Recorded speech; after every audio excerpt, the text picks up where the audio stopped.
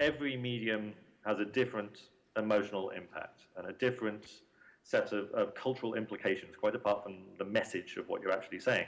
And as a showrunner, you get to choose and shape the medium as well as the message. Now, let's take a letter as an example, and hopefully you're seeing a letter shortly. If you get a letter in the post, what's the emotional response to receiving a letter these days? I mean, it's fairly rare I get anything that isn't junk mail or a bill, so just getting a letter through the letterbox is my first response is surprise. But my next thought depends on what kind of letter it is. And these are all things that you kind of register in the back of your mind, even if they're not consciously in the front of your mind. Is it handwritten or typed? Does the envelope have a wax seal? Is it addressed to me by name or used as a generic greeting? Was it delivered by hand or by post?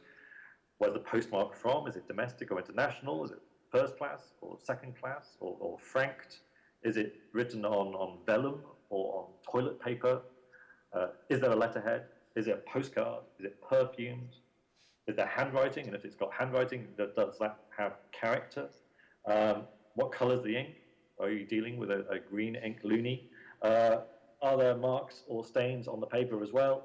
Is it signed or is it completely anonymous? And that's before you've even got into the actual text of the letter.